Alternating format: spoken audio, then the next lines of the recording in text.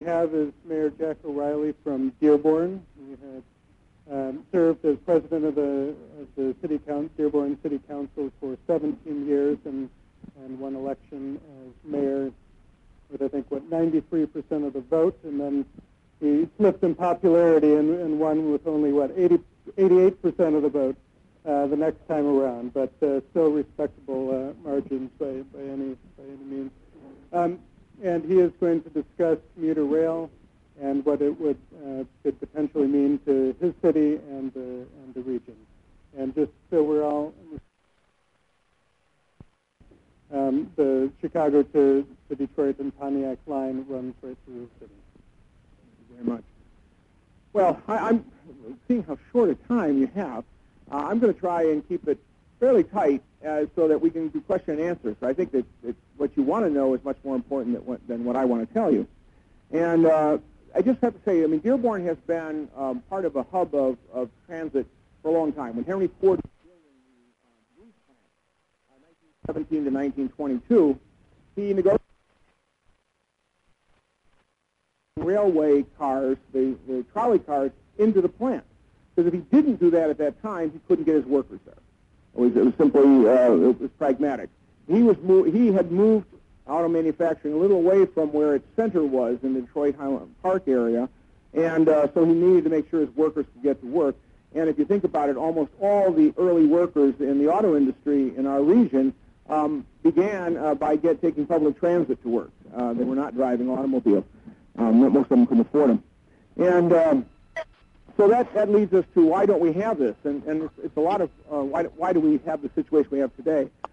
And there's a lot of things a lot of people talk about, but the biggest, I think the biggest issue was simply that we never could get quite everything together. The DSR,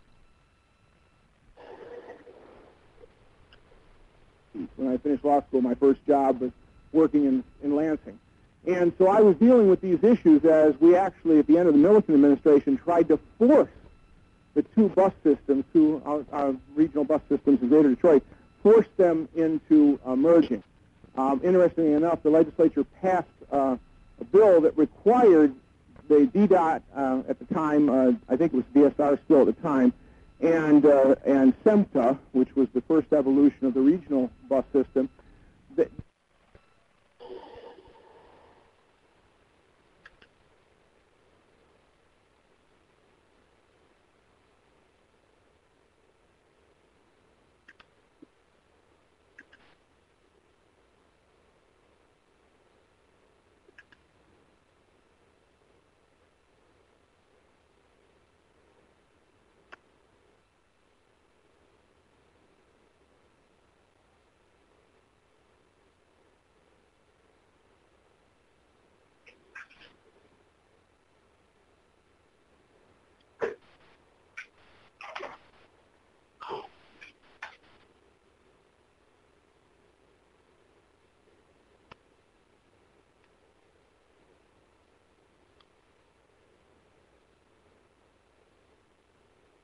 In 1963, when they committed to building a transit system in Washington, D.C., they had done their analysis, and they had good data that showed that if they didn't do something, that by, I'm trying to remember what the projected date was, in the late 90s, that by a certain date, they would have such gridlock they couldn't exist, and they were using all the, extrapolating figures and trying to come up with a likely scenario.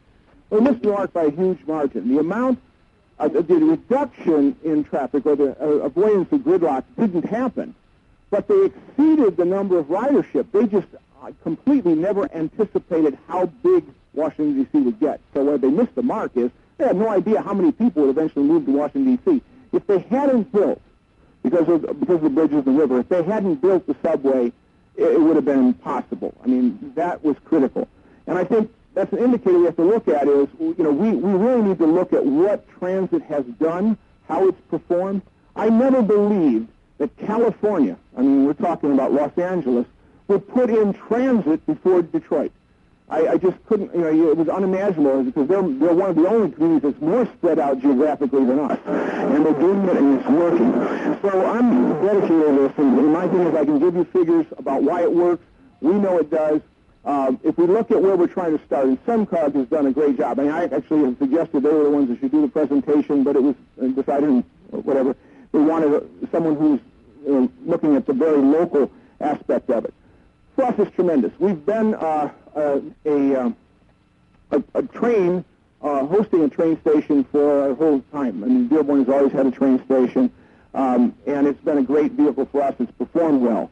But transit is totally different. It really does give us a chance to begin to pull things together to create a center, which we're looking at, and you're going to have this afternoon about transit-oriented development. We went through a whole process. We had a big public process that was facilitated, and it really was helpful in trying to understand how much of an impact and what a great impact transit-oriented development would be and how it's tied to this. But if we just look at right now, we're only talking about Detroit to Ann Arbor there. The smallest region, if you will, if you're looking at 5-mile radius, would be Ypsilanti at 200,000 people. When you get to Ann Arbor, you're looking at 3,500 people, but you're also looking at a lot of daytime visitors, daytime population. In Detroit, in a 5-mile radius of where the train station is currently, you have about 3,500 people, but you have additional workforce of 200,000. So that's a very, that's in a 5-mile radius. In Dearborn, we have about 300,000 people, and we have 172,000 additional workforce that are daily visitors. So they're all within access and within the service benefit area of transit. That gives you a really good market. It gives you a good concentration to work from. Now, as you know, right now, the Amtrak system, when it leaves Detroit, goes north and picks up, Royal Oak and Troy, and goes up. And we have an opportunity to connect all of that. So right now, what's planned, and this is the tricky part, because for a while we were looking at going to the feds and asking them to help fund a demonstration project. And now and I'm really happy that the state has decided that they're going to undertake that part of it. And we think in about 2015 we'll be doing that. And that's, you have to hit 1,000 riders is it a week? A month? A week, I think it is, yeah. It sounds daunting. 1,000 riders a week is a threshold in order to establish that there is merit in going forward and having a permanent system. Now, for us, that's really critical because we have to think about what are we connecting what to what. And so we really need to get interest up. We need to be creative. We have to really market the heck out of this system so that we can be sure that we can show that it warrants getting more funding. And to go to this, what was really important, I don't know how many people remember, but after the election of Jimmy Carter, Mayor Coleman Young from Detroit had really worked incredibly hard on Carter's campaign. He went all over the country stumping for him, got him elected, or helped get him elected.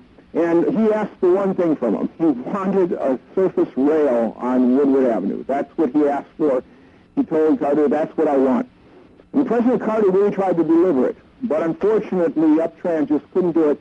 And one of the fears that the federal government was having at the time is they were already heavily invested in creating transit in several big metropolitan areas, and they just didn't want to add a new system where they felt that they were entering into what would be 3 decades-long process, because that's really what it's been taking. So they gave him the People Mover, and the People Mover was definitely a consolation prize. But just imagine, if at that period, in the late 1970s, there had been initial transit up Woodward Avenue. I think that the idea of transit in the metropolitan Detroit area would look incredibly different. And I think that's where you got to start. The whole idea with a transit system is it's got to start somewhere so that people begin to use it, get dependent on it, and then other people say, I want that. And the demand drives the development, drives it forward. And we can see this time and time again. We're even seeing it in Los Angeles. So it's really getting started. So what we're looking at right now, and SEMCOG, I think, gets a lot of credit, is going just from Detroit to Ann Arbor and doing 4 runs a day, adding just 4 runs a day. That's a starting point. And it sounds so modest, but if we can get that going and make it work, it will drive demand. It'll get people more excited, and it will allow us to begin to work on going step by step. The next step, going north, is pretty obvious and pretty simple. But it's really going to mean that we have to get started, and there's all kinds of ways. So what we're going to start in 2014 are event trains. And the event trains are going to be important. We have to market them because the event trains will be special purpose trains for things that are going on. You know, the art fair in Ann Arbor would be a great example. People from, you know, the greater Detroit area want to take the train there. They get off. They get shuttled. It's much easier than trying to park if you've gone there. Events like sporting events, big games, all that sort of thing. We get a transit system to go. In that element, what we would include is, of course, the Ann Arbor station, the Ypsilanti station, and then an actual train station for people going to the airport. And that's already planned. We have on Henry Ruff Road a Wayne County building that would be used for this. And then we have a shuttle. The only problem with that is if you're only doing 4 back and forth, it isn't going to align very much with people's plane schedule. But it is important to get that going so that people can conceive of taking the train to the airport. That would be a big driver. It's convenient, it's easy, it makes it has more comfort. And in fact, if you look, 5 years ago when the Detroit airport developed its 20-year plan, which is required to do, it actually had between 2000, in the second 5-year increment, 2013, 2017, it had them looking at locating a train station that would be north of I-94 on Merriman, and it would serve with they would extend like the little commuter rail thing they have in the airport, that would come out there and they'd move all of the rental cars in one location. Many of you have traveled and gone to the places where all the rental cars are co-housed together, and they'd put the rental and a train station at that location. Now it got bumped. They just revised the 20-year plan, and the last 5-year increment that got pushed back because they just couldn't see it coming in that next 5-year increment. But again, if we can get started and get transit going, then the airport would be interested in participating and really making it so that you would transfer from the transit system onto the airport system cars, and you would not need any other conveyance. It'd be automatic. You'd just get on and transfer. That would be very attractive, and I think you would like it. So I'm going to leave it to questions because I think it's really, you know, we've done numbers. We did, as I said, we did the transit area development, but that's going to be a subject that's coming up later this afternoon.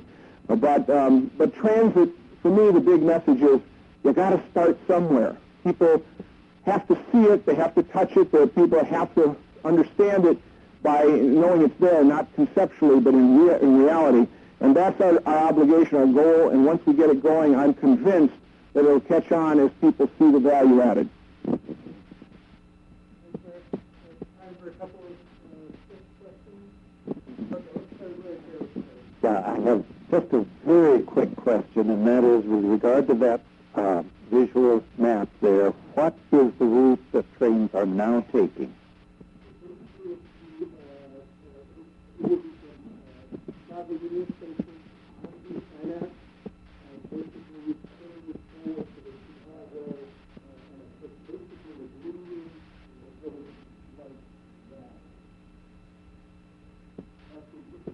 One of the ones that was studied in others.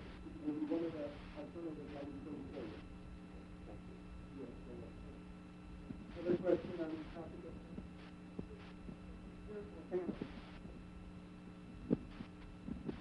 in the site you're talking about, 4 trains a day, it runs, you know, the main tracks run along Michigan Avenue. How are you going to get close to the airport? What are you going to do? Well, this would be a shuttle, but the long-term plan, and that was there's already been work on studying this, there would be, the rail would go from Ypsilanti, it would dip down, go into the airport, and then come back up toward Michigan Avenue, and conceptually that already exists.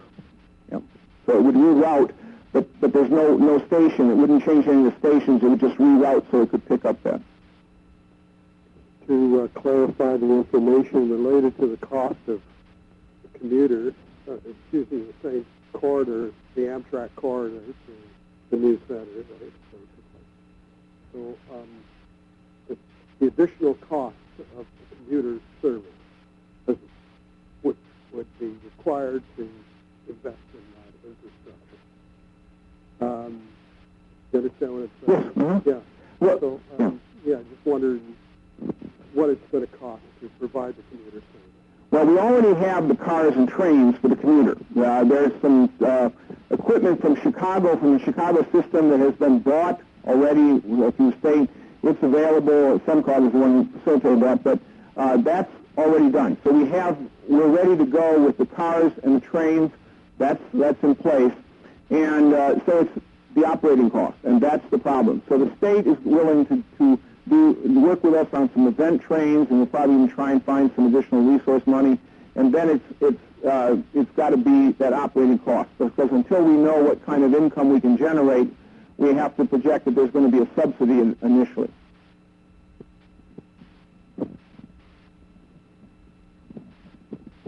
Do you know what percentage of those first four trains are like mobilization of workforce? I mean, is that primarily what you're looking at, is workforce mobilization? Or? Well, we think it's going to be workforce and student-based. Those are two of the major groups because there are a lot of people that are commuting for work. You have a lot of health centers on there. I mean, we have, I think there's like 14 medical hospital facilities just on that original corridor within that 5-mile radius. So we expect that. There are other work-related, good deal of that. I might convince Bill Ford, who lives in Ann Arbor, to come to work, on trains, because it would be real convenient for him. And we built a new train station, or building a new train station. That train station is going to help us because it's now going to allow people to be board right into Greenfield Village Henry Ford Museum.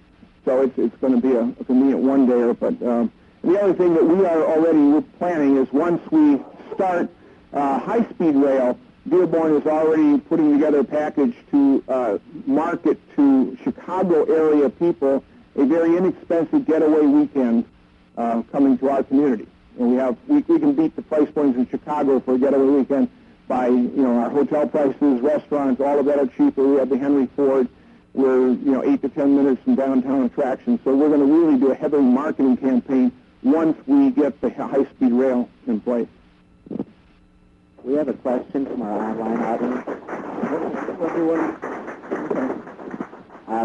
Veronica Johnson asks, I'm particularly interested in hearing what Mayor O'Reilly says about timing and funding of the Detroit to Ann Arbor passenger service. SEMCOG is saying 2 to 3 years. Also, what is the likely funding and startup costs needed for MDOT and the Fed? Yeah, I'm going to let MDOT address that because they've taken on the challenge, but they've agreed. Originally, there was the thought of getting some federal funds to start to do the kickoff, but the state has determined that it would be better to try and get ramp up and get the numbers and then apply for assistance. And so that was the part about that. And the timing. I think what's changed since SEMCOG made that announcement is the change in the participation by the state of Michigan. The state of Michigan has come forward, and that made everything different. Like in 2014 now, we're pretty sure we can do event trains. We're going to look for every opportunity we can to just get people used to the idea that a train is a good convenience. And then by 2015, the state feels once the corridor is in place and high-speed rail is in place, then they're going to be ready to try and implement the commuter. But I'll let them speak to it more. Thank you. Thanks a lot, Mayor. Tim, do you want to add anything to that? Well, thank you, Mayor, for the nice words on all that on the Ann Arbor to Detroit. But I think where we're really at on it is the reason we've been talking probably about 3 years is with the accelerated rail investments that we're going to be making between Dearborn and Kalamazoo. We want to make sure we get all that construction out of the way. We don't want to try and start any sort of a startup service in the middle of construction and the delays and everything that are going to go along with that. Frankly, we don't have a good handle on what the cost for the startup or those 4 round trips are going to be yet because of all the dynamics happening with the improvements and all of this. The original estimates were done. Norfolk Southern owned the railroad, now the state of Michigan does, so we're going to be working through all of that, and that's one of the things why we want to make sure we have solid estimates before we get out there in front. Carmen Palumbo from SEMCOG, and I'm working very closely with him over the years on this service, and we quit saying when the service is going to start. Mayor of Ann Arbor, Mayor of Dearborn have said that